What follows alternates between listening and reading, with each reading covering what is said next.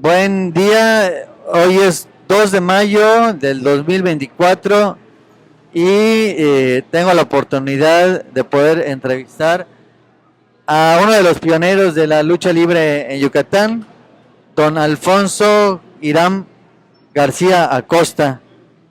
¿Qué tal? Mucho gusto, don Alfonso. Muchas gracias por esta entrevista Nomás que y con todo gusto podré narrar todo lo que esté en mi memoria, en esos recuerdos de juventud con relación a la lucha libre y posteriormente al boxeo de Yucatán, del cual ya escribí un libro que se llama Remembranzas del boxeo en Yucatán y que pues se puede sacar de internet o se puede comprar en Amazon. Ok, a ver, ¿con qué empezamos? Ok. ¿Cómo, ¿Cómo aparece según lo que usted pudo ver? ¿Usted en qué año nació? En 1936.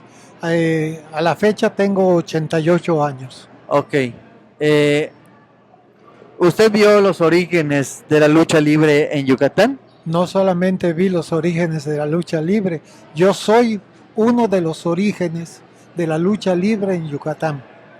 El primer luchador profesional que hubo en Yucatán fue Eduardo Pincus Leal, que fue un magnífico deportista, no solo en la lucha libre, sino como portero en el fútbol, como torero y en fin, en tantas otras actividades que tuvo. Él fue nuestro primer entrenador y hubo 5 luchadores que fueron los que dieron pauta a la lucha libre profesional de Yucatán.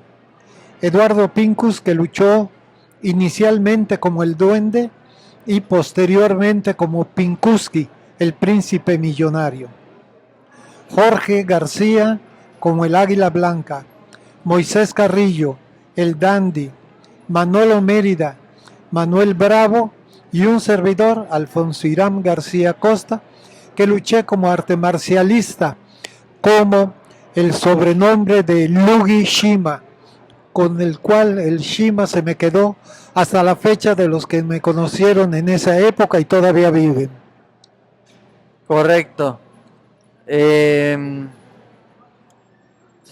qué año fue este? ¿En qué año empieza a acontecer? O por ejemplo, Pinkuski, ¿ya luchaba antes? No, prácticamente todos empezamos el mismo año como luchadores preliminares de las grandes figuras que había en México, entre ellos El Santo, estaba Blue Demon, estaba Gardeña Davis, estaba también Huracán Ramírez, Tonina Jackson, y nosotros fuimos los primeros preliminaristas profesionales en la lucha del estado de Yucatán, los que ya te mencioné anteriormente.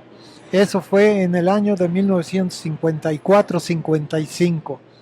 Así es que la legua ya la recorrimos en muchos años y posteriormente también derivamos a otras actividades como fue el boxeo, pero eso será para otro tipo de entrevista. Ok, entonces, la lucha libre, su debut es 1954.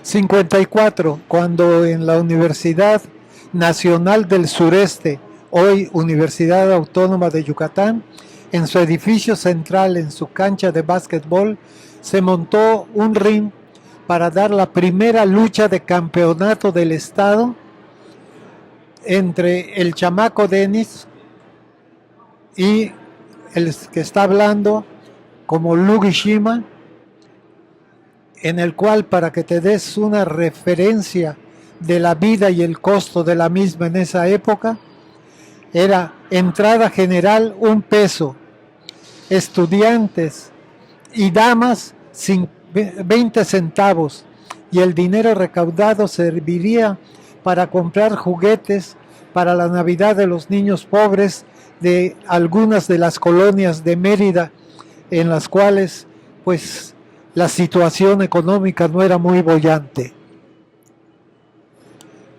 Podría seguir hablando del tema, pero esa vez gané el primer campeonato de lucha libre que se hizo en el estado a nivel estatal, y 2 años después gané el, el campeonato del sureste en la ciudad de Villahermosa, Tabasco, ante el abuelo de los luchadores actuales, que son los Cadáveres.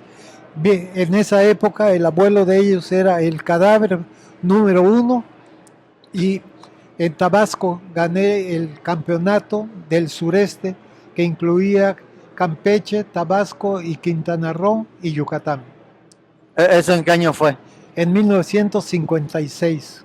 Ok, 2 años después de... 2 años después, O sea, del primer campeonato del estado que hubo aquí. ajá, Fuera de esos ajá, campeonatos, ajá, prácticamente no volvió a haber campeonatos de lucha, porque se manejó con la lucha profesional que llegaba de México, que teníamos a los mejores artistas de la lucha libre, de ese deporte espectáculo, y que patrocinaba en México Rafael Uterot, que fue primero dueño de la primera arena que posteriormente fue la México, y después hizo la arena Coliseo.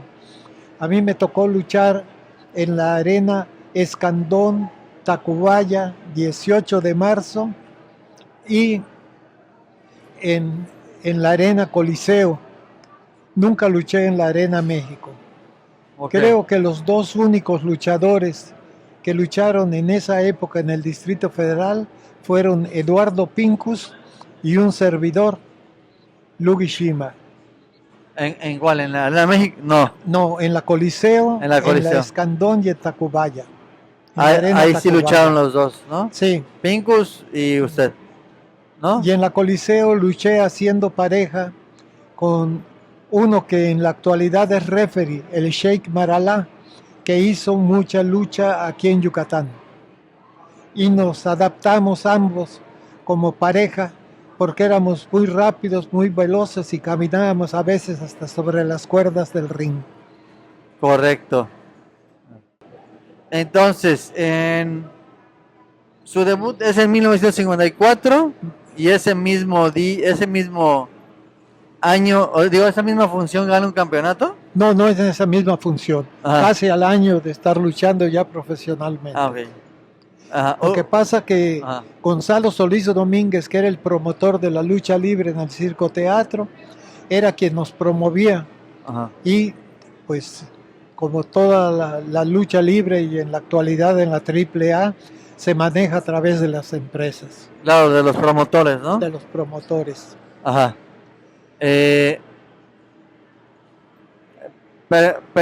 ¿Usted luchó en el Circo Teatro Yucateco? En el Circo Teatro Yucateco fue el mayor número de veces que luché.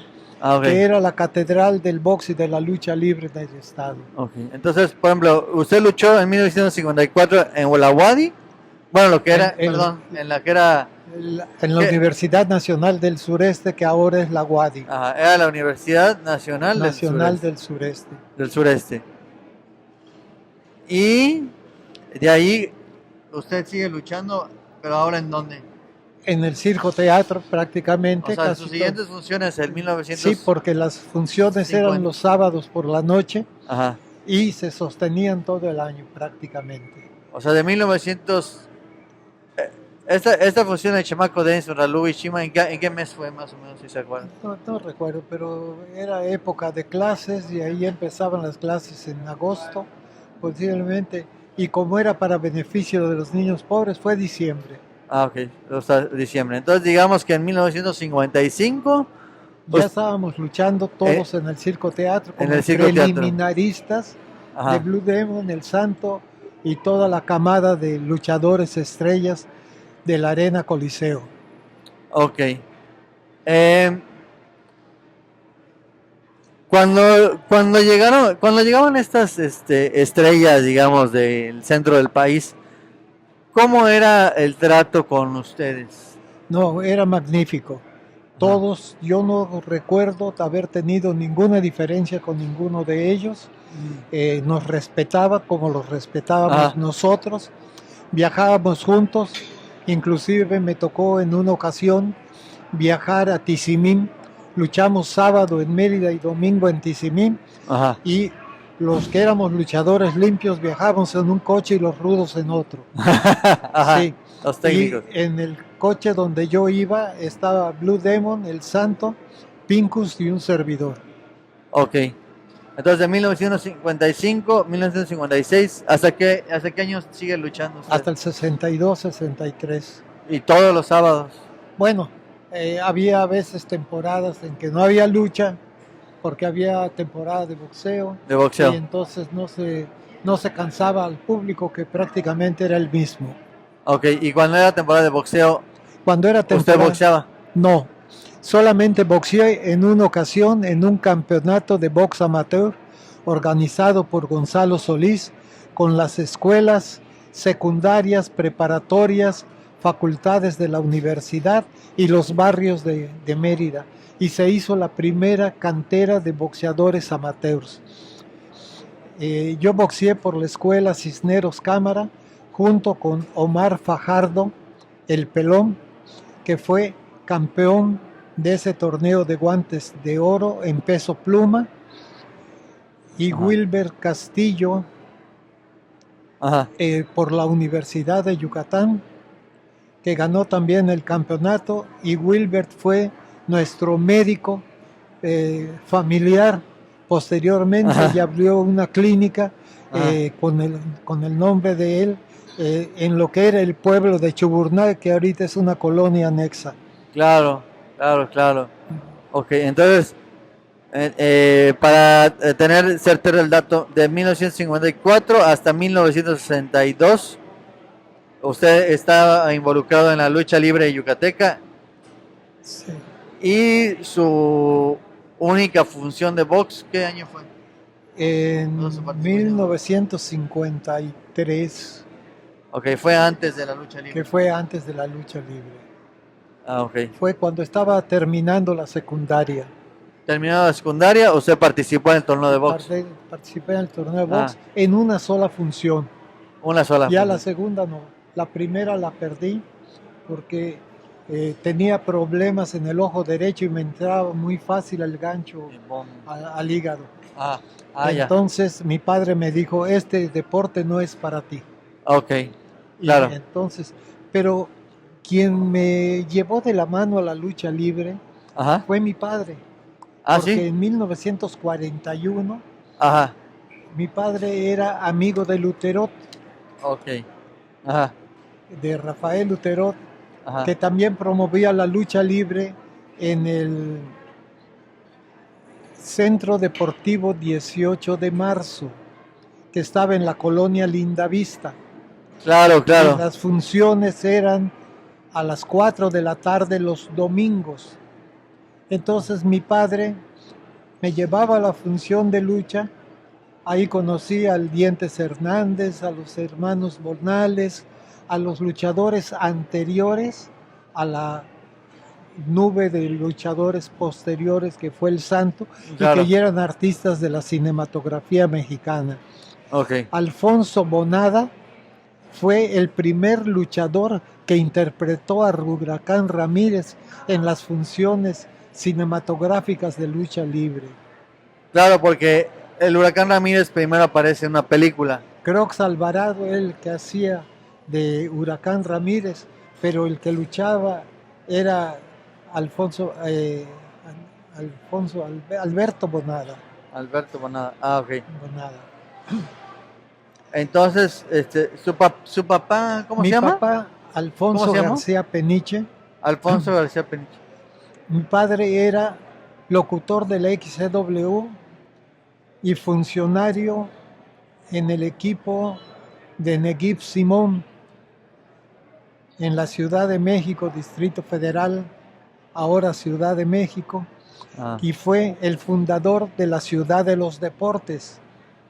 Ajá. La primera empresa de tipo deportivo, cultural o como quieras llamarle, fue la Plaza de Toros México, que se llamó La Monumental y que era la primera y más grande plaza de toros hasta la fecha del mundo para 60,000 espectadores.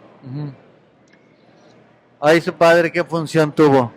Bueno, mi padre trabajaba con Neguib Simón y fue el encargado de la proveeduría de concreto para toda la plaza. O sea, ok. Su hermano Julio, junto con dos italianos escultores que llegaron de Italia, Bruno y Renato Pierlone, Ajá, que tuvieron que salir de Italia porque fueron perseguidos por el régimen de Mussolini claro. y vinieron aquí y ellos hicieron la maqueta de la Plaza de Toros e hicieron el trabajo que está sobre los tres pórticos o los tres arcos que están a la entrada de la Plaza México con el encierro donde van los caballos con sus varas y todos los toros que están yendo para el encierro de la corrida. Ok. ¿Eso en qué año fue más o menos? Ay, no lo tengo en la memoria exactamente. Ok. ¿Pero usted ya había nacido? Sí, yo asistí a los 10 años a la primera corrida que se da en la Plaza de Toros Mérida, México. Fue el 5 de febrero de 1946. Yo tenía 10 años, yo nací en febrero de 1936. Ajá. Y el cartel era Luis Procuna, Ajá. Luis Castro el Soldado y Manuel Rodríguez Manolete, Ajá. que fue la tercia de matadores que inauguraron la monumental Plaza México, Plaza de Toros México. ¿Eso en qué año fue? 1946. Usted con 10 años, ¿no? Yo con 10 años de edad. Ok. Y como mi padre también fue locutor de la XCW, pues tenía amistad con promotores y con esas gentes. Claro. Y de ahí nació la amistad con Rafael Lutero, que fue el padre de la lucha libre de México. Sí, sí. Porque sin él nunca se hubieran hecho los grandes espectáculos que hasta la fecha continúan bajo la dirección de sus hijos. Sí. Quiero decirte que en esa época, en una plática, y que tengo yo datos históricos de la misma, con una fotografía donde está también Neguib Simón y Lutero, donde estaban ellos trabajando en lo que pudiese haber sido la arena más grande para hacer lucha libre, que era para 40,000 espectadores, sobrepasando el Coliseo y la Arena México en su conjunto, pero que no se llegó a consolidar porque iba a haber playas artificiales, 10 piscinas olímpicas, canchas de tenis, de frontenis, en fin, iba a ser una ciudad magnífica de la ciudad de los deportes. Ya. Una pregunta. Por ejemplo, ya que su padre conoce a Rafael Luterot y Luterot ya estaba organizando luchas. Sí, ya estaba luchando, Ajá. porque a él lo invitan a ir a una función de lucha libre a la frontera de Estados Unidos. Ajá. Pero patrocinada por una empresa norteamericana, y vio la primera función de lucha y dijo, este espectáculo lo tengo que llevar a México. Ah, ok. Y ahí nace... O sea, lo vio Luterot en la frontera. Y cuando se inaugura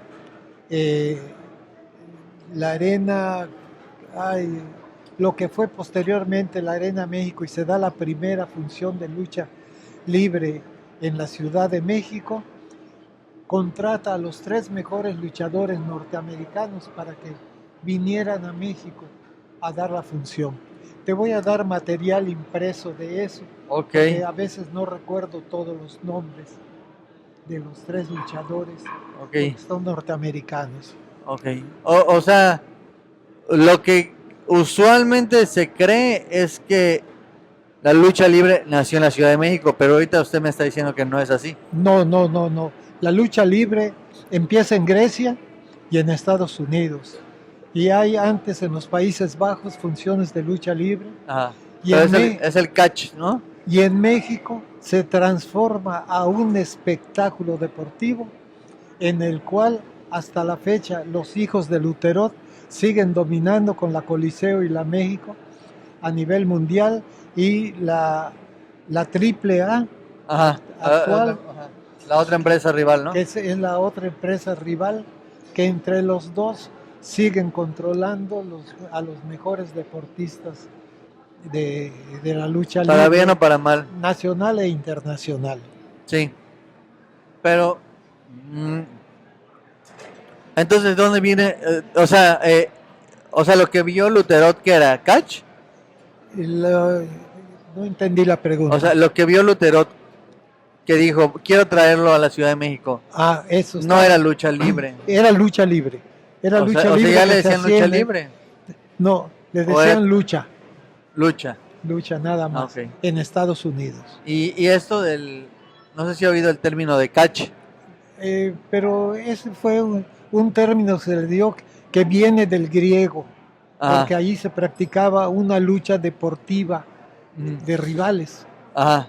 Pero era diferente, no era espectáculo.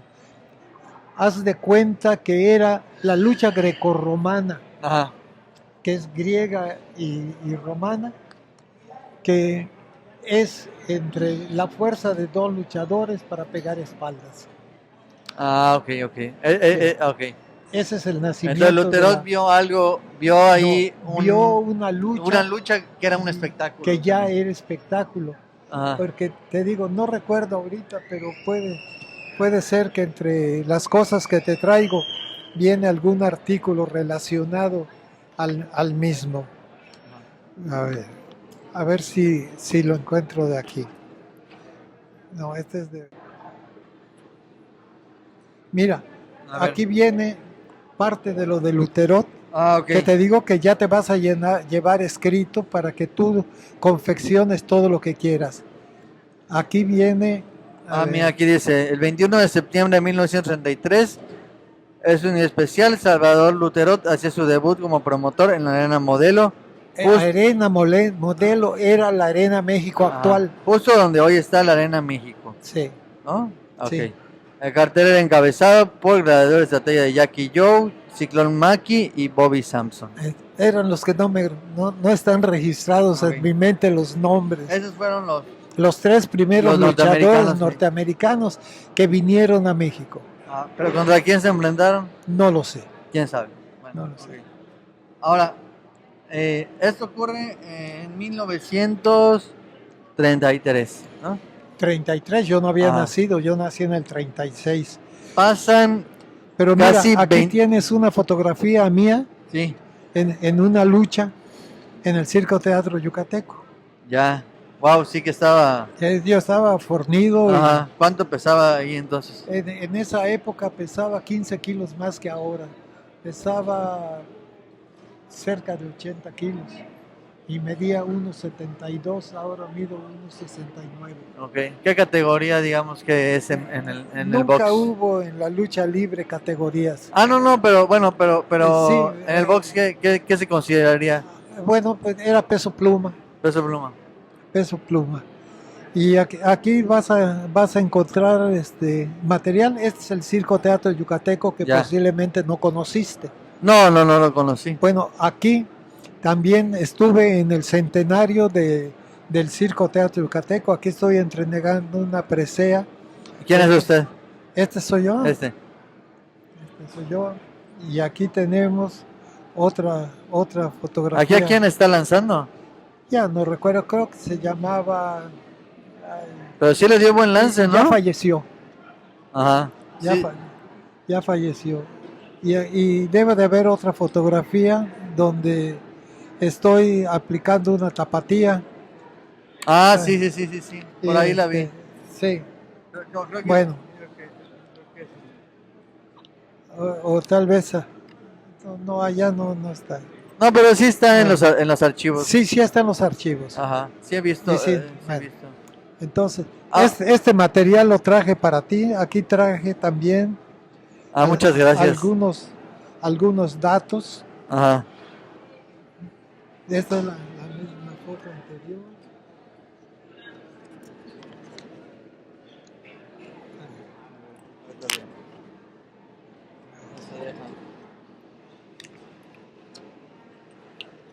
Ahí Guti está. Espada es padre y Guti Espada es hijo. Ah. Cuando llegamos a tener 8 campeones del mundo, yo era el presidente de la Comisión de Box y Lucha Libre Ajá. y comisionado por parte del Consejo Mundial de Boxeo de México, que era a nivel mundial, y de la Asociación Mundial de Boxeo que estaba en Panamá. Estuve como comisionado por las 2 empresas mundiales de box, como comisionado para 5 peleas de campeonato del mundo. Wow. Sí, Ajá. 2 en Venezuela y 3 en Yucatán. ¿Eso fue en qué año? Eso ya fue mucho más antes, 70 y tantos. Ok. Wow, pues ya tenía 8 campeones en Sí. su administración. Sí, fue la época de Freddy Castillo, de Miguel Canto, de Lupe Madera, de José Herrera, Jesús Herrera,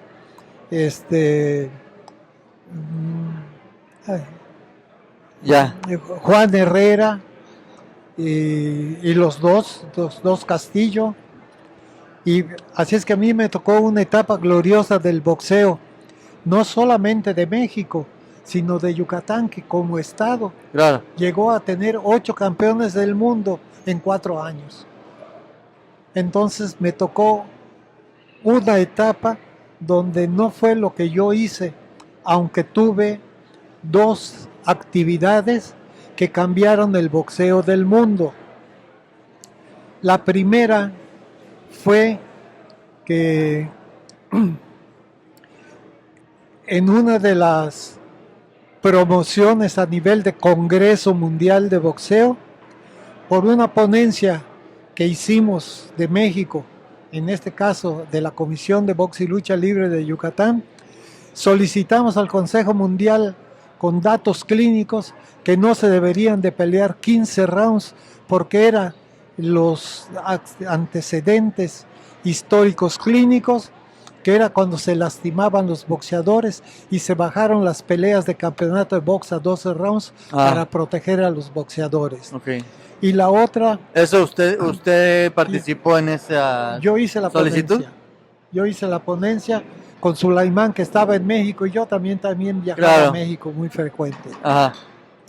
Y la otra fue que, como yo era miembro tesorero de la Cruz Roja de Yucatán al mismo tiempo de otras actividades que hacía, metí al grupo médico, al consejo médico de la Comisión de Box y Lucha de Yucatán, poner una ambulancia en todas las funciones, con un internista y 2 auxiliares internistas en la camioneta. Teníamos a un neurólogo, teníamos cardiólogo, teníamos médicos generales, teníamos anestesistas, todo llevábamos. Teníamos una plantilla de 14 médicos en todas las funciones de box que había en Yucatán. ¿Y en las de lucha también? No, en las de lucha no. En las de lucha libre solamente iba el médico que te examinaba, nada más. Ok. Y además nunca tuvimos ningún caso de lastimados en el ring. Ajá. Éramos muy profesionales, sabíamos lo que teníamos que hacer. Ok. Bueno, entonces tuvimos una mención a nivel mundial de que nos consideraran como el mejor cuerpo colegiado médico de una comisión de box, al haberle salvado la vida causísticamente a un descerebelado en el ring, a Pulgarcito Leal. Lo noqueó Tony DeMarco en una pelea de campeonato de Betulio González contra un peleador yucateco. En la semifinal noquean a Pulgarcito y se estrella la cabeza contra las tablas del piso del ring. Y teníamos gente preparada. Subió el doctor Leonardo Sáenz a checar el pulso, nivel de ojos, respiración, y pidió una camilla que se llevó inmediatamente y se sacó al Pulgarcito Leal. El doctor Herrera, René Herrera, neurólogo, se fue directamente al camerino y determinó que había que operar porque había la posibilidad de un coágulo cerebral. Wow. Y el doctor Leonardo Sáenz Rena entubó, que era anestesista, entubó en el mismo camerino, lo entubaron, lo subieron a la ambulancia, lo llevaron. Ya habíamos pedido que se preparara un quirófano con 2 auxiliares neurocirujanos porque iba a operar el doctor Herrera. Llegó allá, le quitaron, lo trepanaron, le quitaron el coágulo y se salvó. El primer caso causísticamente que salvan a un boxeador de la muerte descerebelado en el ring. Wow. No, y los que siguieron, porque... Y entonces... Porque pues si antes eran a 15. Sí, a 12. Y ahora lo bajaron a 12. 12. Se salvaron mucha gente. Por eso te digo que parte de mi trayectoria no solo es box y lucha, es subir a un ring y bajar del mismo, tener un campeonato, no tenerlo. Mi vida ha sido diversificada dentro de la cultura en general, la literatura, la música, la pintura y los deportes. Ya. Como te dije hace un momento, fui el primer seleccionado yucateco para ser parte del equipo mexicano de levantamiento de pesas a nivel panamericano en 1955 en la Ciudad de México, que fueron los Juegos Panamericanos. Okay. Y así como eso, te puedo decir que dentro de la pintura tengo 8 premios estatales de pintura y 5 nacionales. Y tengo un mural que está en el Hospital 20 de Noviembre, en el área de médicos residentes, que se llama La historia de la medicina, del maíz al átomo, cuando íbamos a inaugurar el Hospital Adolfo López Mateos, que fue el primer hospital inteligente que se hizo en México, del ISSSTE. ¿Cómo se llama el mural? Del maíz, al átomo. Al átomo.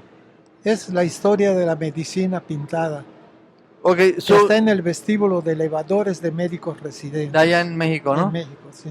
¿Su papá es de México? No, mi papá es yucateco.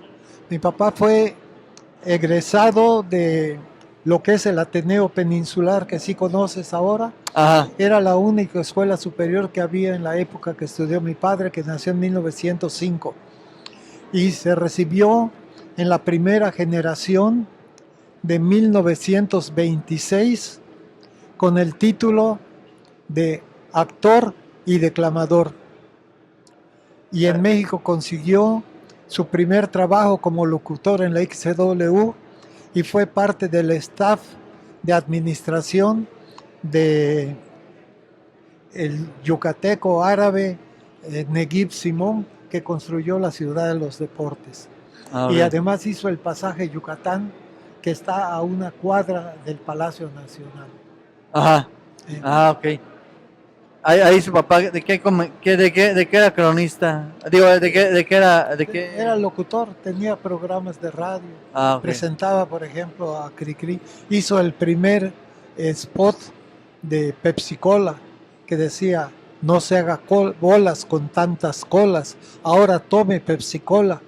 Porque en esa época estaba Coca-Cola, Royal Crown Cola, Spur Cola, eran 4 o 5 marcas de refrescos de cola y nació Pepsi Cola para contrarrestar la más grande, que era Coca-Cola.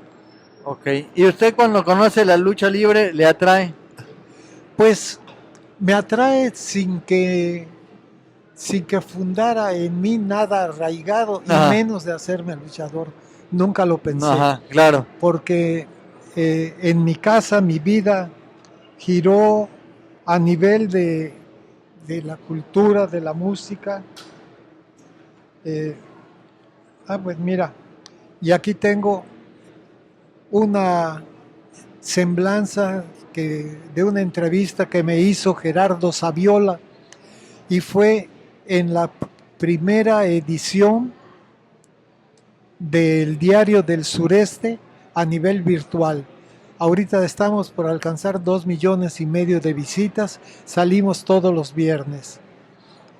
Ah, bueno, aquí dice. Sí, Aquí se graduado como ingeniero civil de la UNAM. O sea, usted iba mucho, iba y venía bueno, a la Ciudad de México. yo no solamente eso, yo recorrí toda la República. Mi maestría en ingeniería es de planeación hospitalaria.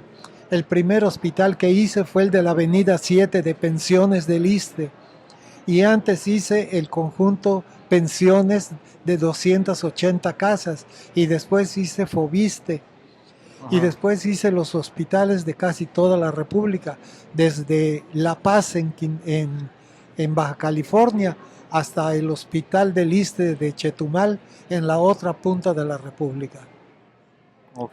Cuando me retiré del Iste, era jefe de construcción nacional del instituto en la Asesoría General de Proyectos y Construcciones del Iste, que presidía el ingeniero Gonzalo, no, espérate, Ramiro Ramírez Tiscareño. Era el asesor general de proyectos y construcciones y yo era el jefe de construcción nacional y tenía a mi cargo hoteles, supermercados, tiendas de liste, construcciones de familiares para derechohabientes, multifamiliares de México. Los multifamiliares yo los dirigí. eh, Hice la rectificación para dejar vertical el Hotel del Prado en la Avenida Juárez porque se iba a desplomar hacia la calle Mm.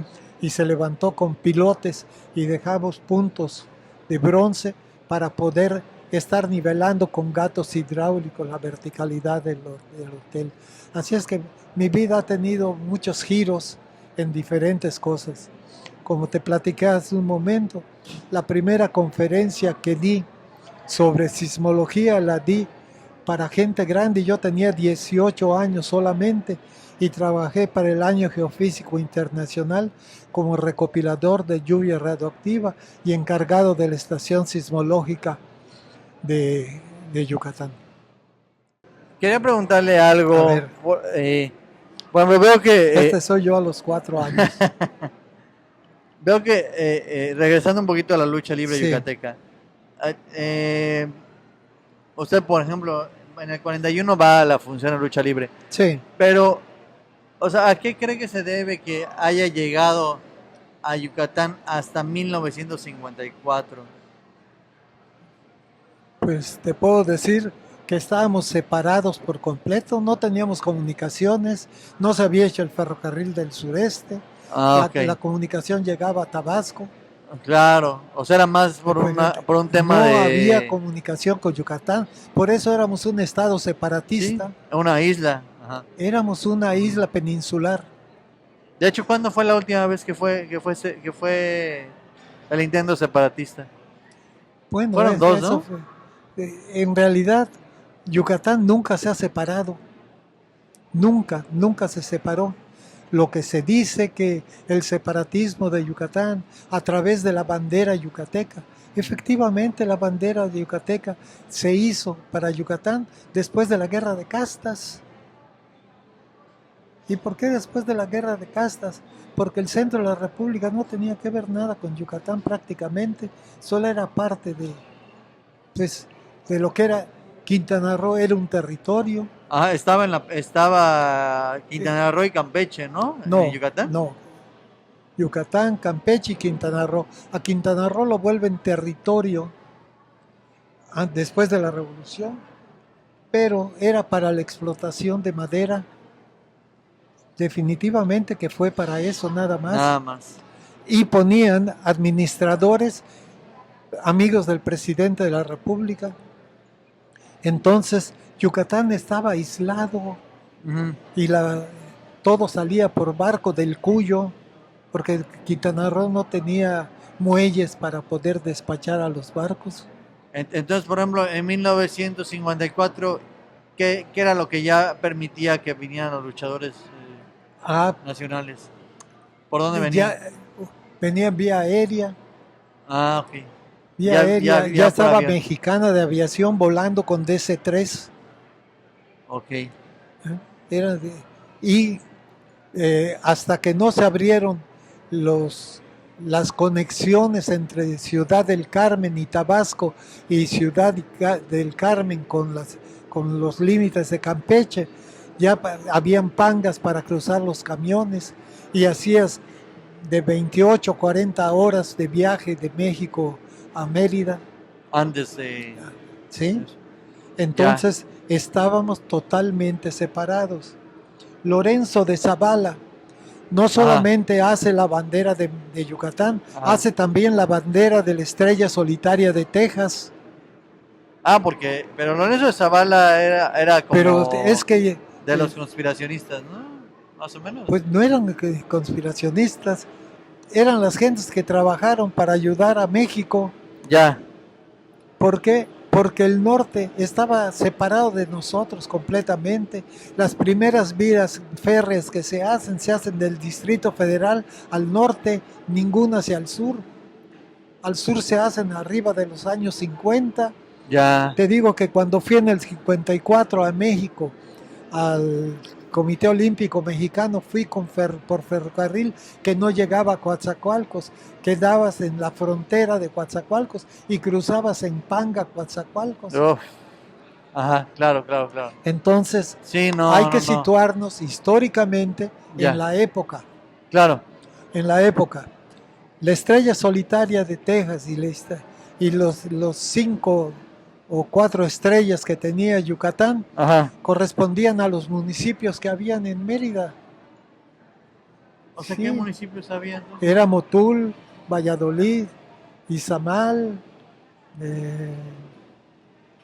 Y Mérida, Ticul ¿no? y Mérida. Motul, Valladolid. Izamal, Ticul y Mérida. ¿Cuál? Ticul y Mérida. Habían 5, ¿no? 5. Mi bisabuelo fue fundador y propietario. Motul, Con- Valladolid, Ticul, Mérida y qué otro. Izamal. O sea, ni siquiera estaba Tizimín. Tizimín era ranchería y lo único que tenía cerca era el Cuyo, que era su salida al mar. ¿Y a quién pertenecía? A Yucatán, O sea, pero ¿en qué municipio se encontraba de estos? pues cinco? estaba a Valladolid. Valladolid era lo más grande. O sea, eran municipios enormes. Gigantes. Ajá. Cuando mi bisabuelo, que fue patrocinador de una orquesta de cámara en su casa en la calle 55 en la esquina del Oro, fue también propietario de la primera línea de ferrocarril Mérida-Ticul y después hizo la ampliación de Ticul-Peto y todo eso tardó 12 años. 12 años, pues, ¿por qué? Porque hasta para llevar un riel no había carreteras. Claro. Wow. Entonces, por eso te digo que yo tengo cronológicamente 4 generaciones anteriores a la mía. Estoy escribiendo ahorita Ajá. una biografía mía Ujú. a partir de 4 generaciones anteriores a la mía. Rafael Acosta Benítez, mi bisabuelo, Ok. fue un empresario ferrocarrilero Ujú. y protector de las artes en Yucatán, patrocinando una orquesta de cámara en su propia casa. Mi madre, que está en te lo voy a dejar. Ujú. Mi madre primero tocó violín, después piano y ya de grande tocó guitarra con la que se puso a hacer canciones. Y cuando se conoció mi padre y mi madre hicieron una obra de teatro en el Teatro Peón Contreras, que está en la calle 60 sí. con 57, que se llamó Champagne Frappé, toda en verso, y mi padre acababa de ser eh, en 1926, fue cuando se recibió de, de actor y locutor, que no había otras profesiones en Yucatán. Hasta después que vino la universidad empezaron los bachilleratos y terminar las secundarias. Entonces montaron una obra de teatro, se conocieron, mi madre estudiaba medicina en Nueva York y se casaron 2 años después. Y nací yo y se fueron a vivir a México porque aquí no había trabajo. Claro. Y mi padre desde que llegó a México consiguió trabajo, vivimos bien, se pudo comprar una casa en la colonia Estrella y después ya a los 11 años se fue a Monterrey a probar suerte con una tintorería de fibras duras para mandar lechuguilla, isle, tintado de negro para hacer cepillos en Estados Unidos y luego volvió a Mérida. Y yo me quedé en Monterrey a terminar mi primaria y después vine aquí y ya estudié la secundaria, la preparatoria y 3 años de ingeniería. Y terminé en la Ciudad de México, en la UNAM. Y fui la última generación que salió del Museo de Minería, que ahí estaba la Facultad de Ingeniería de la UNAM, antes de que pasara a Ciudad Universitaria. Ajá. Por lo cual te digo, porque no había Ciudad Universitaria yo no todavía, narro ¿no? la historia, yo soy la historia. Ajá, claro. Sí. Ajá. No había CU todavía, ¿no? O sea, estaban se estaba terminando CU, Ajá. se estaba terminando la Claro. ciudad universitaria. Entonces, aquí vas a tener una semblanza de mi madre y el por qué me gusta la música, por qué escribo sobre música. Ya. Sí, ya veo que usted siempre ha estado polifacético. Ajá. Mira aquí. Esos son los libros de oro de los niños que mis padres me fue el primer bloque de libros que todavía conservo, que compraron mis padres en abonos para que yo leyera cuando tenía 7 años. Yo aprendí a leer a los 4. Ok. Tomé clase de piano a partir de los 5 y a los 9 años me presentó Guadalupe Rey en el Teatro Manuel M. Ponce del Palacio de las Bellas Artes con 4 obras de Schumann: El Alegre Labrador, La Marcha de los Soldados, La Tarantela y el Opus 24 de Schumann. O sea que tengo formación musical. Ya. He escrito música. Sí.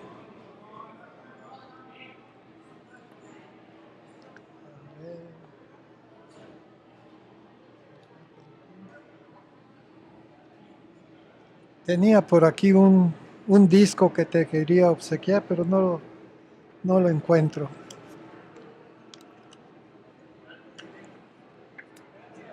Bueno, entonces, de la lucha libre, sí.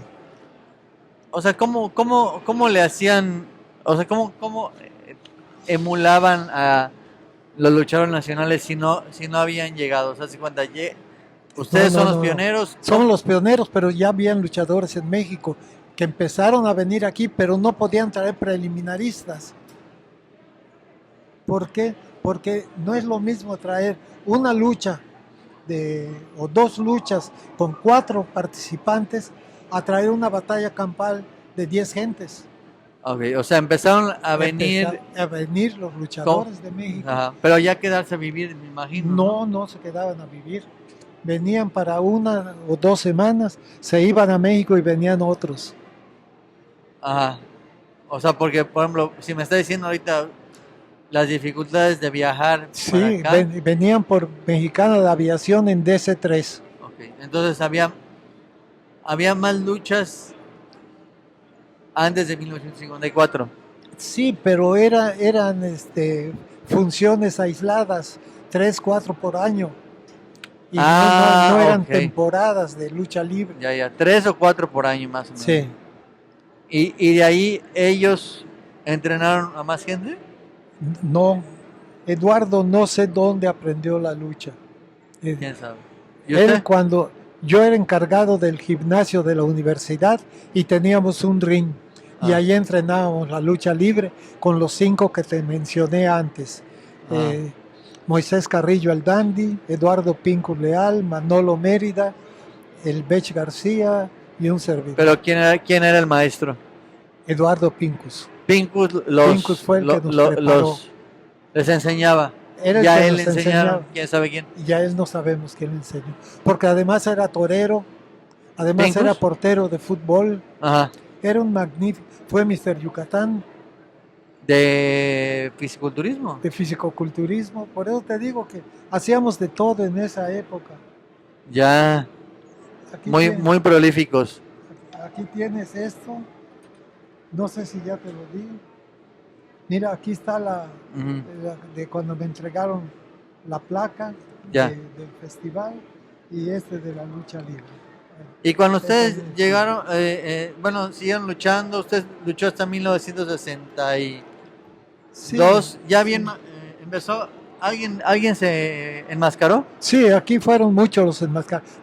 Mira, si te digo que ahorita hay alrededor, desde esa época a la fecha, más de 200 luchadores, porque en el 22 que estuve en este homenaje, Ajá, hubo una misa para los luchadores que habían muerto y eran 70 o 71, ajá, en el los que ya 2022. se habían muerto. Ajá, Que- ahí incluyeron a Rayo Celeste.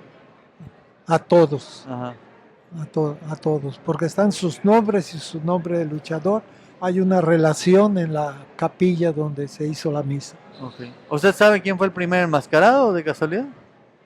Eh, bueno, O sea, yucateco. no, yucateco, a ver, bueno, el practicante asesino, Ajá, ajá,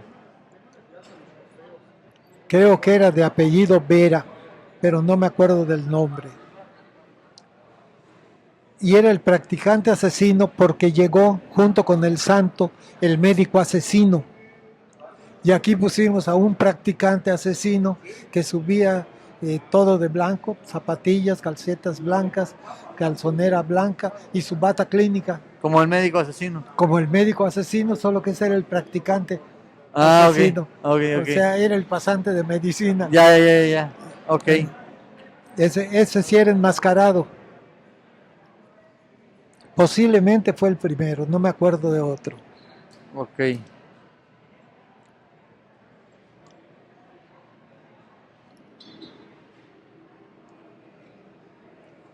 Mira, te traje esto también, que es un disco que se editó en Francia con un grupo musical que está aquí atrás.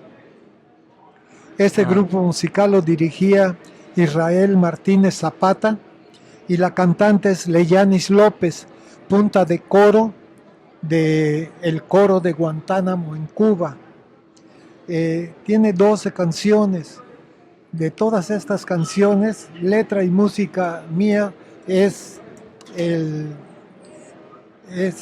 una que O que sea, se llama- ustedes son sus composiciones. sí, sí, pero te lo traje para que veas que no es cuento Ok. y te lo estoy obsequiando. Ay, muchas gracias. Y Preludio Otoñal es letra y música mía y todas las demás son letras mías con música de los que están aquí retratados. Ya. Pidieron un grupo para viajar a París a tocar con un contrato de un mes en París y en otro en Holanda. Ajá. Y gustó la música que estaban haciendo, corte tropical, y les pidieron que si hacían un disco, les daban una cantidad de discos para que vendieran durante sus actuaciones Ajá. como un regalo de la empresa de Luz África y el restaurante que los contrató. Y aceptaron. Los derechos en México los tengo yo. Y estos son los discos como para coche. Ya casi no se usa Ajá. el disco de disco. 45, Ajá. pero aquí tienes uno que puedes oír Ya. y sacar lo que quieras de allá. Y en Guantánamo yo soy padrino del Festival Cantares de América, que con mi presencia, la del ingeniero Roberto McSweeney y dos tríos, al Festival Internacional de Tríos le dimos el carácter de internacional porque llegamos de aquí al trío Los Ángeles, que ahora son los Juglares, y llevamos a los Tres Reyes para participar en ese certamen que era exclusivamente nacional en Cuba y ya era internacional. Después, por mi conducto, se mandaron trovadores y tríos de Colombia, de Venezuela, de Argentina al festival, incluyendo los de Puerto Rico y los nuestros. Ok, o sea, a la par de que a usted le gustaba el deporte, estaba muy involucrado en las artes. Fui director de cultura de la ciudad de Mérida y antes de eso fui coordinador general de cultura de todo el estado de Yucatán. Ya. O sea que mi participación dentro de la cultura, fui recipiendario de la medalla Osvaldo Vaqueiro López por una trayectoria de 70 años en el periodismo cultural de Yucatán. Ya, ¿eso cuándo fue? Fue en el 2016. Ajá, eso ya es reciente, ¿no? Sí, y de los 21 periodistas de la Universidad Nacional del Sureste, solo quedamos 2 vivos, Luis Alvarado y un servidor. Ya murieron 19 de nuestros compañeros. Bueno, ni modo. Pues sí, se fueron así, antes. Así es la vida. Es la vida. Y me comentó que usted entrenó al espartano y al... Ah, sí, y al irlandés. ¿Y al irlandés? Sí. ¿Eso en qué año fue más o menos? Pues eso fue... Porque dice que usted o sea, en el 62... Fueron como en el 80 y pico, porque cuando se inauguró el Teatro Fantasio en el 76, ellos eran vendedores de refrescos del Cine Mérida y del Teatro Fantasio. Y las neverías las administrábamos Luis Alvarado y un servidor, y el jefe de nosotros o el dueño de la concesión de vender refrescos era de Francisco López, otro compañero nuestro que también ya murió. Ah, ok, o sea, entonces espartano y el irlandés, que son hermanos. Son hermanos, sí. Ahí estaban vendiendo refrescos y nieves, ¿no? Y el chamaco Acosta, que ese también, es boxeador, ¿no? No, el luchador también. ¿También? El chamaco Acosta también lo entrené, también era vendedor de refrescos. O sea, usted se retira en el 62. No, yo nunca me retiré. Ah, ok. En el 62 solo yo dejé de luchar, nada más. Pero porque yo tenía otros tipos de actividades. Otras actividades, de ingeniería. No podía ser yo un luchador y ser el director de cultura de esta ciudad. Ok. ¿Cuándo fue director de cultura de...? Ay, ya no me acuerdo. Pero debe haber sido después, ¿no? Sí, fue en el periodo cuando Carlos Ceballos Traconis fue presidente municipal. Ok. Y a mí me nombraron director de cultura y turismo de la ciudad. Y antes de eso, cuando Janitzio Durán... De Mérida. Ajá. En Mérida. Cuando Janitzio Durán fue director anterior a esto, Janitzio Durán Castillo fue director de cultura del estado. Ajá. Se me nombró coordinador de cultura del estado de Yucatán. Era director de cultura del estado de Yucatán. Y posterior a y usted fue el coordinador. Y después de esto, cuando se funda el INDEI de Yucatán, el Instituto Nacional del Deporte en Yucatán, en la época de López Portillo. Ajá. Guillermo López Portillo fue el director nacional del INDEI. Del INDEI. y yo fui el coordinador general del deporte en Yucatán y el director fue otro pesista, compañero mío, Raúl Alayola Duarte. Ok. Es- Así es que fueron 3 etapas diferentes donde la cultura y el deporte lo manejé con conexiones a nivel nacional. Por ejemplo, esto del espartano, ¿no? O sea, usted ahí estaba, ahí ustedes tenían la concesión de las No, neverías, ¿no? Con fue, Luis Alvarado, ¿no? sí, con Luis Alvarado. Sí. Ajá, Nosotros éramos ajá, los responsables de las ajá, neverías de 3 teatros. El Teatro Yucatán, que no conociste, porque ajá, ya se había desbaratado en la calle 63. El Teatro Fantasio, que fue en el 76. ajá. Y el cine Cantarey y Mérida. Antarey, ok. Entonces, de aquí, o sea, usted ve a estos Esos, y ¿qué les eran dice? jóvenes ellos. ¿Ellos quieren entrar en lucha Es libre o más, usted les dijo, no, yo no, los no, llevo en ellos empezaron a practicar en la Arena San Juan y nosotros les dimos la universidad para que tuvieran más privacidad, Ajá, que no tuvieran público para que los vieran entrenar. ajá. Y ya ustedes los fueron afinando, me imagino. Nosotros afinamos rutinas. Ajá, para que hubiera más como cadencia, Exactamente.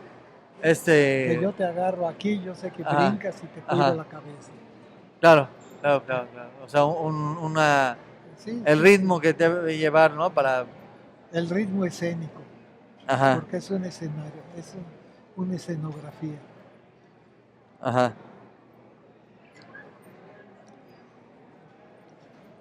Y ese ritmo escénico, ¿cómo lo ve usted ahora? No lo veo porque Ah, sí, no cierto, veo. que no lo veo, Yo no lo veo. tengo ya 15 años sin ver, pero demasiado hago con poder escribir todos los días con una lupa y revisar 3 veces mis escritos. Ok, ok, Pero no solamente escribo para el Diario del Sureste todos los viernes, que mando 1, 2 o 3 artículos semanales, sino escribo para 14 revistas latinoamericanas como Vitrales en Santi Espíritus, El Mar y la Montaña en Guantánamo, Clave en La Habana, eh, ah, en, Ar- en Argentina la revista Boca, en Santa Fe, en Argentina también, en Santa Fe, ay, ¿cómo se llama esta ciudad? Está Raquel Monguielo como directora del taller literario La Palabra y edita la revista La Palabra y un programa de radio. Y ok. escribo y hablo con ella por internet para Ajá. pasar mensajes. Por Zoom. Y, sí, Ah, y, y en Chile, en Uruguay, ajá. en, en Colombia, he estado en los festivales de, de Cartagena de Indias, en de, de los grandes concursos de acordeón en, en Santa Marta, en el concierto musical de Santa Marta, en la parte andina, en Ginebra.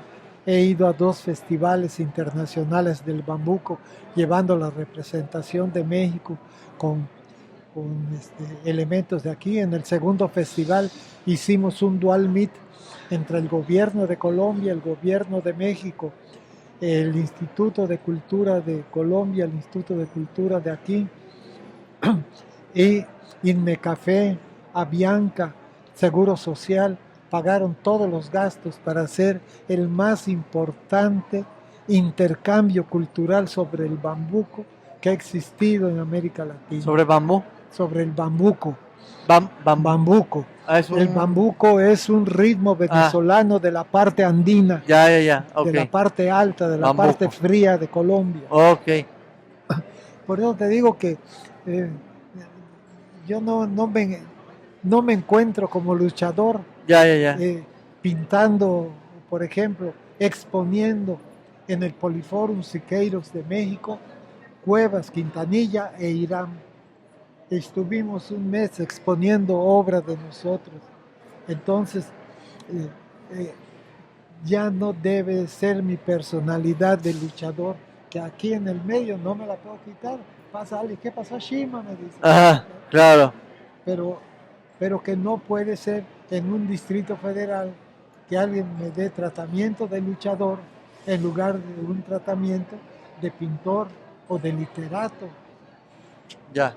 o de poeta. Ajá. Estoy haciendo, te digo que mi, mi autobiografía que se llama Paso por el Tiempo y Ujú. quiero hacerte obsequio de este libro, En serio. editado en 2016 cuando recibí la medalla.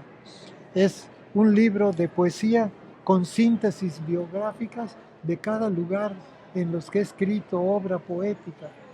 En Ajá. Colombia se lee mi canto a Colombia, en, en Cuba mi canto a Cienfuegos se lee en todos los festivales. En Guantánamo mi canto, eh, canto elegí a un viejo cantor que es Regino Botti, y el Festival Cultural Regino E. Botti, que fue el mejor poeta de hace 3 centurias en Cuba. Se lee mi poesía dedicada a él para la apertura del evento Ujú. y me mandan pasajes de avión para que viaje allá. Ajá. Ajá. Entonces, eso te prueba que tengo un rango. Eh, puedes leer en algunas partes de lo que te he dado algunas cosas y simplemente aquí mismo hay una introducción que está en las memorias de la PEI sobre mi persona. Ya, ya veo. ¿Ah? En- en- Y aquí veo que hace una dedicatoria a Luis Alvarado, ¿no? Luis Alvarado le escribió en el libro Crónicas de la PEI, patrocinado por la Universidad Autónoma de Yucatán. Y aquí en estos subtítulos empiezo cada capítulo porque tengo obra dedicada a Cuba, a mis amigas literatas, a mis amigos poetas, en fin, a mi familia. Ya. Entonces, a mis nietos y a mis bisnietos, tengo 3 bisnietos. Ajá. Acaba de nacer hace 6 meses el Ya. primer bisnieto varón, pero tengo una bisnieta de 11 años y una de 7, Wow. ¿Cuántos hijos tuvo? 2 hijas. ¿Dos hijas? 2 hijas.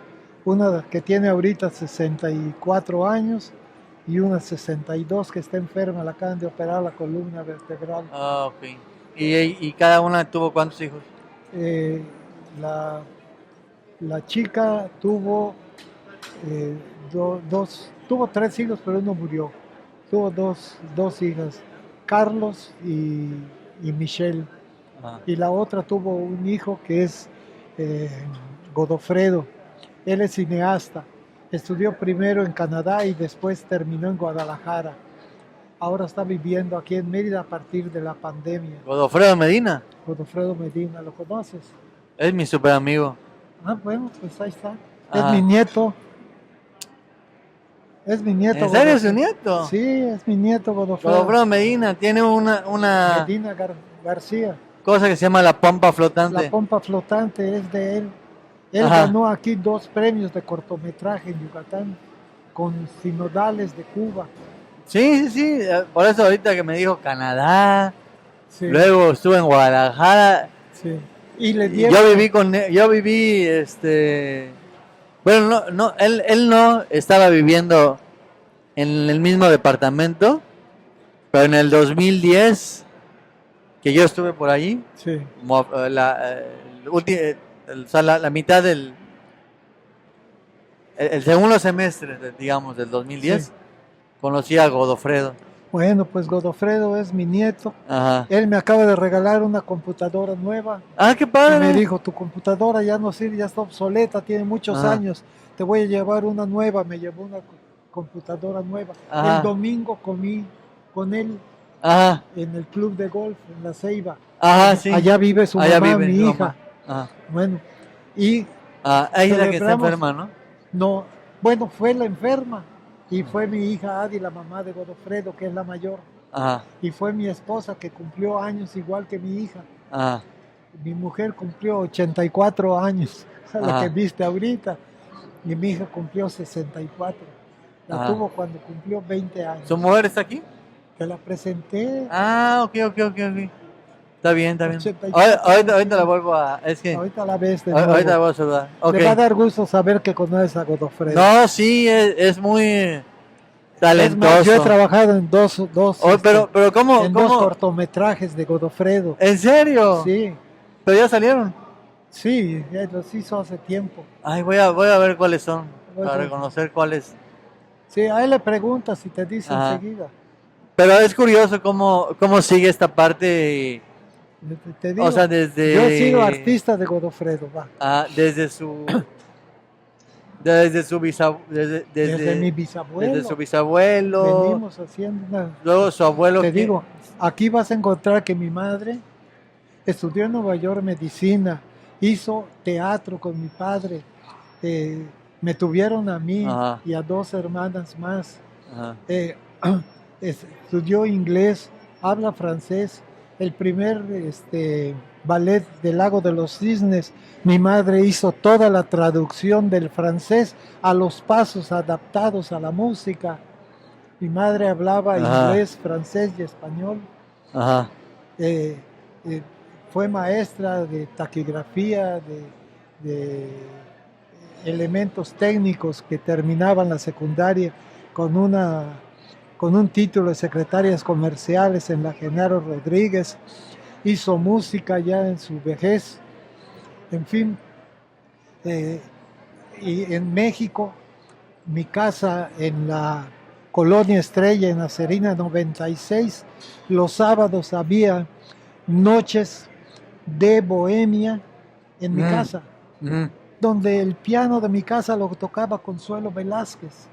mm, La persona que me dio clase de piano durante 6 años fue Guadalupe Rey, iba a tocar a mi casa, mi mm. madre tocaba el piano, mi tía Felipa era chelista, con su chelo acompañaba la música que tocaba mi madre, Ya, iba Ramón las noches de Armengol, Bohemia. Noches de Bohemia, Ajá, con Tránsito Conde Alcalá, un musicólogo de Yucatán que era afinador de pianos en México, afinaba el piano todas las semanas porque llegaba gente que era conocedora de música, no podía haber una nota desafinada. claro. Eh, Allá iban a casa eh, Emma Elena Valdelamar, Ajá. que fue una de las mejores boleristas junto con Consuelo Velázquez, el chamaco Domínguez, su hermano Don Abel Domínguez, que tenían la marimba orquesta de los hermanos Domínguez y que tenía 14 hijos. La hija de él, Serafina, fue la que me enseñó a leer junto con mi tía. Adiós. Y ahí se va mi esposa. Ay, perdón, un segundo. Ya, ya, ya. Ok. Y además no se me olvida tu nombre, es Enrique, el segundo nombre. Sí, Gabriel Enrique Sí, Chacón porque Lizarra. Ajá. Enrique era mi suegro, el papá de Ali. Ajá. Eres de Enrique Cachón. Sí, yo nací aquí, pero mis papás son de la Ciudad de México, aunque mis abuelos por los dos lados, uno es de Sí. Tecantó y otro Pues, de Izamal. eso te iba a decir, tus apellidos son yucatecos. Ajá. Y se fueron a la Ciudad de México, como usted dice, Abrir en el espacios. Emancipación. En el Emancipación viajé yo a los 8 días de nacido. Me llevó mi mamá a México. Mi papá ya estaba trabajando en México. Ah, ok. Y entonces me llevaron a México. Por eso mi niñez la paso en el Distrito Federal. Y acabo de escribir un artículo sobre la Colonia Estrella, donde viví toda mi infancia. ¿Dónde está la Colonia Estrella? Está en la Villa Gustavo Amadero, paralelo a la calzada de Guadalupe, Ajá. donde está el Parque de los Caimanes. No lo ubico, pero lo voy a buscar. Estaba la Fundación Mieri Pesado y la FOR antes. Ajá. Pero ahí sí había casas, ¿no? ¿No? Era una colonia de lujo en esa época. Ajá. O sea, ahí en esa Cuando Colonia Estrella eran casas, Eran casas, era una colonia. no eran departamentos. No, eran casas buenas. Mi casa tenía una cochera, tenía un pórtico de entrada, una accesoria que rentábamos, tenía sala, comedor, 3 recámaras, baño y una cocina grande. Y esa casa se la vendimos a Emma Elena Valdelamar, la primera bolerista de México. Dice, encontraste en mi pasado una razón para quererte o para olvidarte. A ella se le vendió la casa. Esa era la amistad que teníamos con don Abel Domínguez, con Happy de la Monticello Door Company, de la torre de petróleo que había allá, que nunca, siempre se quedó la torre de petróleo. Y hubo un geyser de 48 metros en la colonia de Yucatán, de una junta tectónica que tiró el agua que había en el subsuelo, y duró 3 meses saliendo el agua de 45 metros de altura. ¿En dónde fue eso? En México, en la colonia Estrellas. En la avenida Joyas, sí. Acabo de hacer un artículo, luego te lo doy para... ¿Pero qué salía? ¿Petróleo? No, agua, un geyser de agua. Ok. Y el único par que tenía 7 caimanes de concreto de 7 metros de largo y 5 pelícanos de concreto. Pelícanos en Ciudad de México, ok. Sí. Ya te lo di. Bueno, y de la lucha libre entonces. Sí. Usted de alguna manera nunca se fue, le proporcionó aquí al espartano, al irlandés, a Chamaco Acosta. Sí. No, y después en la comisión de box y lucha, pues traté mucho con ellos, yo daba las autorizaciones. ¿Usted fue presidente o algo? Fui presidente de 3 años de... ¿En qué años?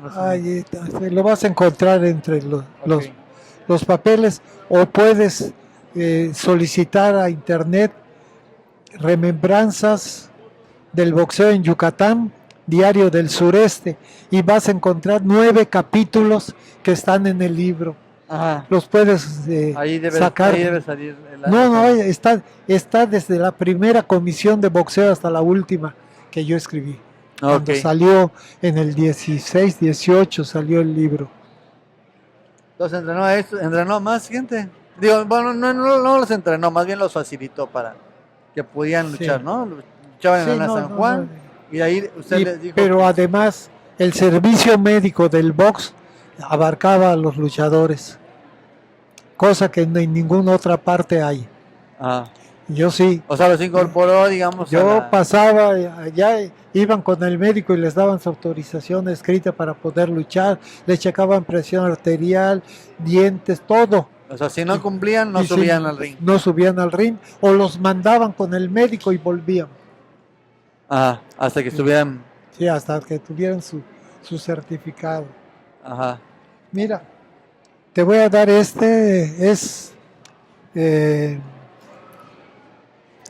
María Esther Pérez Gutiérrez, la diva del Ariguanabo.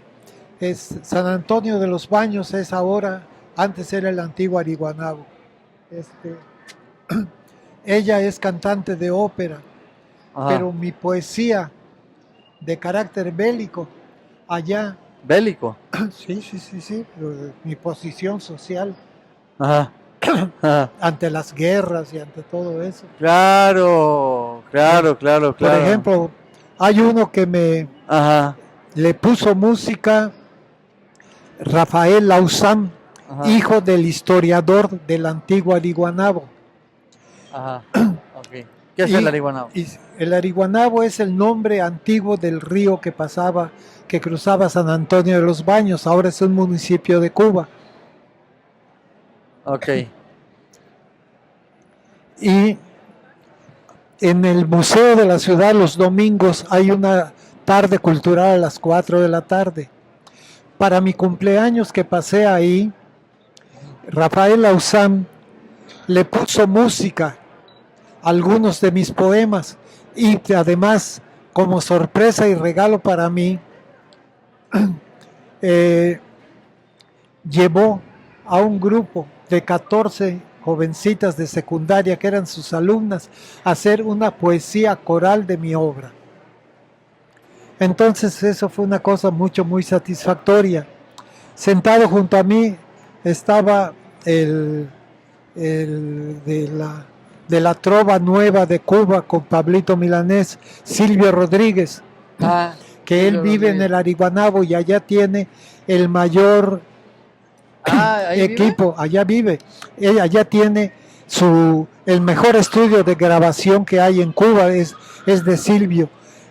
Aquí es el museo donde se hacen las tardes culturales. Y cuando terminó de tocar con su guitarra y cantar, no son los pueblos los que quieren guerra, pues esta se refleja en nuestros hijos. Son los gigantes que reclaman tierra para el dólar y el rublo con mercados fijos. Deteneos burgués capitalista, monopolista del Wall Street sombrío. Lo mismo os digo, gobierno comunista, pues si Lenin y Marx hablan de guerra, su doctrina social es paralela, en bien de la igualdad y es humanista. O sea que cuando yo leía a Lenin y a Marx en la universidad, su doctrina social es para levantar el espíritu económico de sus pueblos, de las clases sociales, no era para hacer guerras. Claro. Y se levantan y felicitan como era un régimen comunista, felicitan a Silvio Rodríguez y le dijeron, oye, esta nunca te la habíamos escuchado. Y dice, si no es mía, es de Irán. Pero la música se la puso este otro muchacho y tenía otro contexto, claro, de música social. Ajá. Bueno, pues allá esta María Esther Pérez es una cantante de ópera que vi que cante ópera en París y en Cuba, pues en las semanas culturales de ópera en el Gran Teatro de La Habana, Federico García Lorca. La vi trabajar muchas veces y convivíamos como hermanos. Ya. Ahí te vas a encontrar mi amistad con ella. ¿Y su juventud cómo fue en Yucatán? Por ahorita me está diciendo de unos años de posguerra.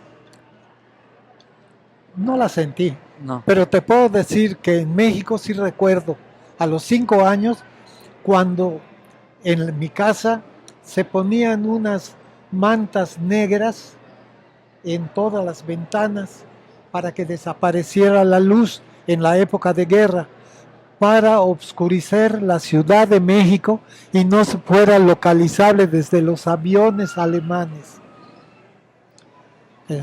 Pero lo que es la guerra nunca la sentimos.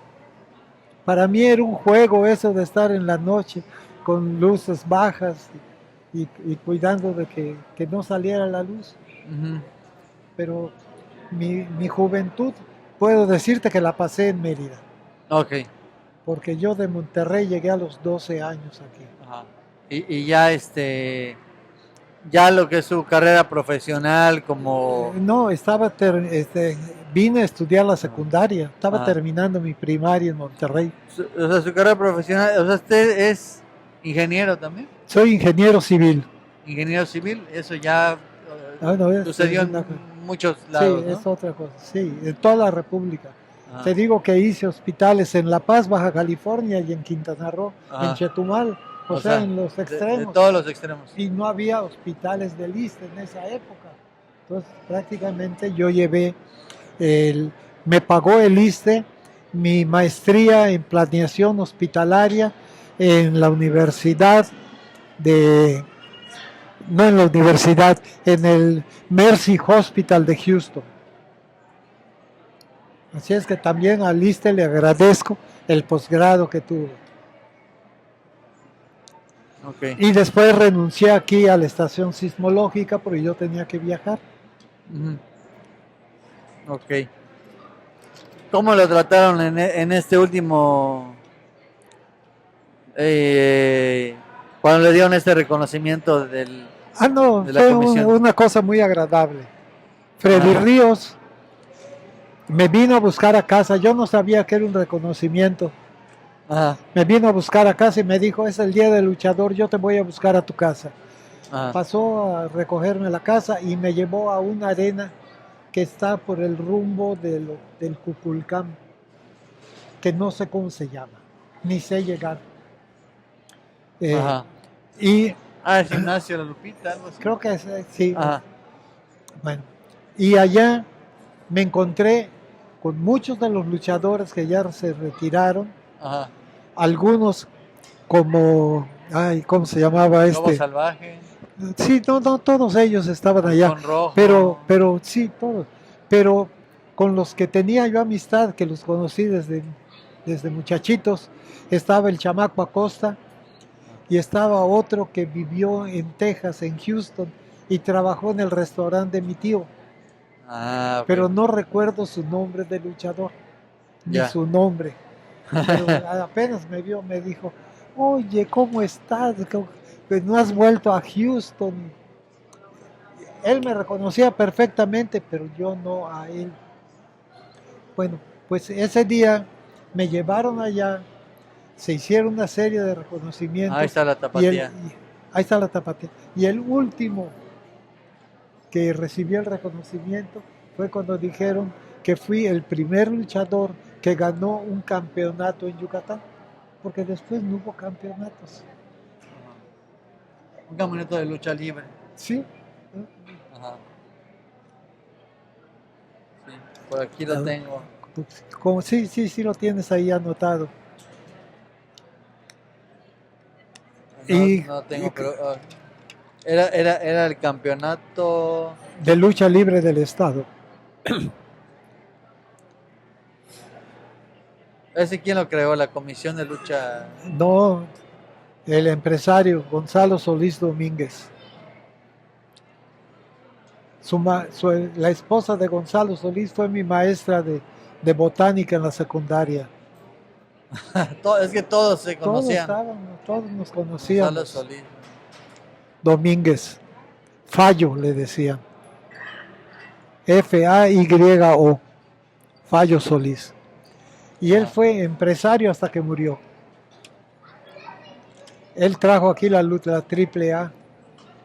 Ah, ok. Ah, todavía trajo la triple A.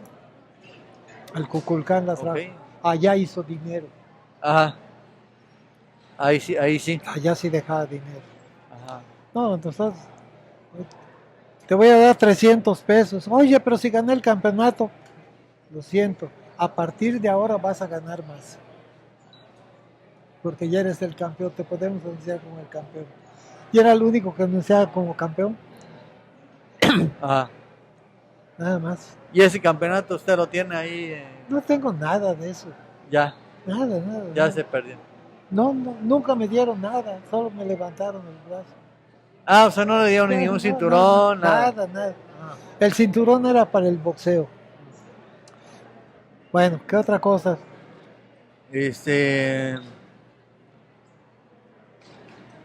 Pues no sé, o sea, un agradecimiento mío para ti. ¿sí? Agradezco mucho esta, pues más que entrevista, una charla de remembranzas sobre la lucha libre e inserté al mismo tiempo algunas cosas de box y de otras actividades que he hecho en mi vida que son de carácter cultural.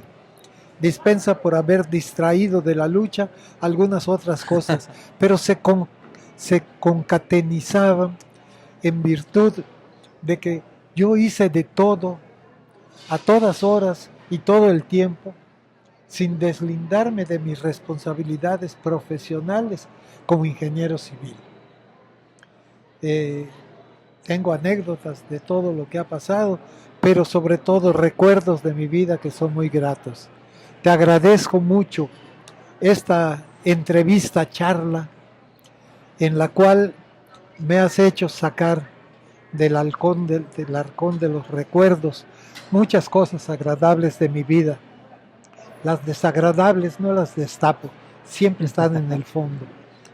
Pero quiero decirte que me da mucho gusto ver que un compañero de mi nieto, que también es tan artista como tú y tan dedicado a hacer cosas que nadie entiende. ¿Por qué nadie entiende? Porque la gente ha cambiado. todo lo que no esté en una computadora o en un teléfono, para ellos no tiene sentido. Y si se les pierde el teléfono, perdieron su memoria. Gracias por este momento que me has dado. Gracias a tu Universidad Autónoma Metropolitana y gracias a Plaza Fiesta por permitirnos estar en un horario de comidas alternando Sí, para cierto. darle a tu entrevista Ya mandaremos la versión un orden editada. de carácter social. Ah. Muchas gracias. Gracias. Última pregunta, perdón. Postdata. A ver. La lucha libre yucateca, ¿usted la considera patrimonio? No, ¿No? no la considero patrimonio, ¿Por qué? porque no tiene la divulgación que tenía antes. La lucha libre pasa desapercibida para el 98% de los habitantes de la ciudad De Yucatán. de Yucatán. Ok. Porque la difusión masiva se ha perdido. Ujú. Se ha perdido el saber que el sábado podías ir a la lucha al Circo Teatro Yucateco y la gente ya lo tenía con una información que tenía carteleras en las esquinas paradas, pintadas. En la esquina de la Regalía había un pintor que hacía carteles y ahí se pintaban las carteleras y la gente salía para leerlas y asistía con o sin cartelera. El sábado a las 9 de la noche había función de lucha todos los sábados. Claro. Entonces, ahora no sabemos cuándo son las temporadas, no conocemos a los luchadores, a la televisión no le interesa, los periódicos no lo ven como deporte. En fin, creo que tuvimos nosotros una mejor etapa de divulgación que la que hay ahora. Ok, bueno, mi trabajo consiste en justamente divulgar la lucha libre porque es algo que no es reciente, ¿no? Sí, que ¿no? es, Hay una que ya tiene historia más de 70 años. Es una historia detrás de ella. Ajá. Es una historia detrás de Y como ella. dice usted, pues hace falta esta labor de divulgación que difusión. se ha perdido.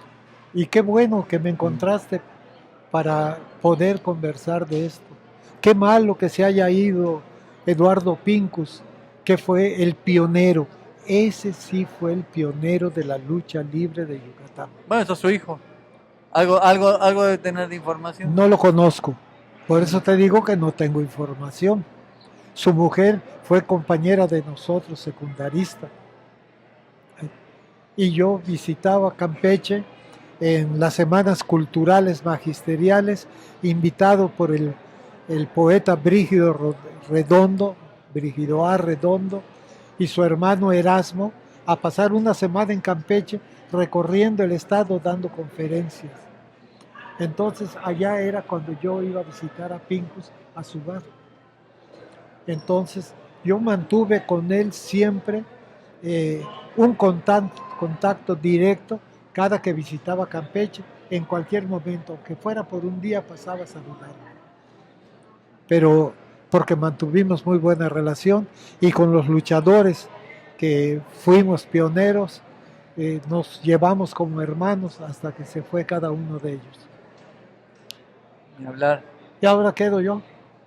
Pues sí, aquí contando sus historias y por eso es importante tener esta información, estos datos, todas estas remembranzas que usted hace. Enrique, cuenta con todo lo que podamos hacer para darte información de todo lo que hagas. Si nosotros tenemos un poquito de conocimiento del mismo, lo compartiremos contigo. Perfecto, muchas gracias. Cerramos.